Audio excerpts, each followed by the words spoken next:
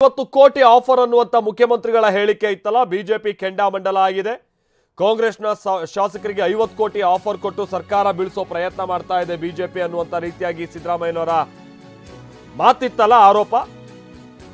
ಅದಕ್ಕೆ ಬಿಜೆಪಿ ಕೆಂಡಾಮಂಡಲ ಆಗಿದ್ದು, ಸಿಎಂ ಸಿದ್ದರಾಮಯ್ಯನವರಿಗೆ ರೇಣುಕಾಚಾರ್ಯ ಸವಾಲ್ ಹಾಕಿದ್ದಾರೆ. ಸಿಎಂ ಆಣೆ ಪ್ರಮಾಣ ಮಾಡಲಿ, ಅದ್ ನಿಜನೇ ಆಗಿದ್ರೆ ಇವರು ಆಣೆ ಪ್ರಮಾಣ ಮಾಡಲಿ, ಧರ್ಮಸ್ಥಳಕ್ಕೆ ಬಂದು ಆಣೆ ಮಾಡಿ, ಇದು ನನ್ನ ಸವಾಲು. ಮಾಜಿ ಸಚಿವ ಎಂಪಿ ರೇಣುಕಾಚಾರ್ಯ ಕೊಟ್ಟಿರೋ ಹೇಳಿಕೆ. ಏನ್ ಹೇಳ್ತಿದ್ದಾರೆ? ಸಿಎಂ ಗಾಳಿಲಿ ಗುಂಡು ಹೊಡೆದಿದ್ದಾರೆ. ಬಿಜೆಪಿ ನಾಯಕರು ಯಾವ ಕೈ ಶಾಸಕರನ್ನು ಭೇಟಿ ಮಾಡಿದ್ರು, ಯಾರು ಆಫರ್ ಅನ್ನ ಕೊಟ್ಟಿದ್ರು, ಅದನ್ನ ನಿರೂಪಿಸೋದಕ್ಕೆ ಚರ್ಚೆಗೆ ಬನ್ನಿ ಅಂತ ಹೇಳಿದ್ದಾರೆ. ಸನ್ಮಾನ್ಯ ಸಿದ್ದರಾಮಯ್ಯನವರಿಗೆ ಸವಾಲ್ ಹಾಕ್ತೀನಿ. 3 ಉಪಚುನಾವಣೆಗಳಲ್ಲಿ ಸೋಲು ಖಚಿತ. ಆ ಭಯದಿಂದ 50 ಕೋಟಿ ಅವ್ರ ಬಾಯಲ್ಲಿ ಕೇಳಬೇಕು, 50 ಕೋಟಿ ನಮ್ಮ ಶಾಸಕರನ್ನ ಖರೀದಿ ಮಾಡಕ್ಕೆ ಆಫರ್ ಕೊಡ್ತಾರೆ ಅಂತ ಹೇಳ್ತಾರೆ. ಸನ್ಮಾನ್ಯ ಸಿದ್ದರಾಮಯ್ಯನವರೇ, ಗಾಳಿಲಿ ಗುಂಡು ಹೊಡೆಯೋದು ಬೇಡ.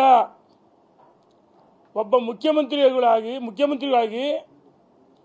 15-16 ಬಜೆಟ್ ಅನ್ನು ಮಂಡಿಸಿದಿರಿ. ಸೋಲಿನ ಭಯದಿಂದ ಹತಾಶರಾಗಿ ಮೂಡಾಗಡಲ್ಲಿ ಈಗಾಗಲೇ ತೂಗುಗತ್ತಿ ನಿಮ್ಮ ಮೇಲೆ ನೇತಾಡ್ತಾ ಇದೆ. ಯಾವ ಸಂದರ್ಭದಲ್ಲಿ ಇಡಿ ನಿಮಗೆ ನೋಟಿಸ್ ಕೊಡಬಹುದು. ಬಹಳ ಸತ್ಯಹರಿಶ್ಚಂದ್ರಾಗಿದ್ರೆ ತಾವು ಸೈಟ್ಗಳನ್ನು ವಾಪಸ್ ಯಾಕೆ ಕೊಟ್ರಿ?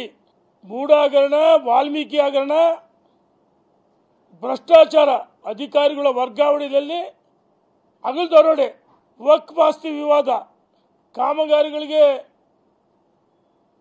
4% ಅಲ್ಪಸಂಖ್ಯಾತರಿಗೆ ಮೀಸಲಿಡಬೇಕು, ಏನು ವಿವಾದಗಳು, ಆ ವಿವಾದಗಳ ಸುಳಿಯಲ್ಲಿ ಸಿಲುಕಿ ತಾವು ಹೈರಾಣರಾಗಿದ್ದೀರಿ.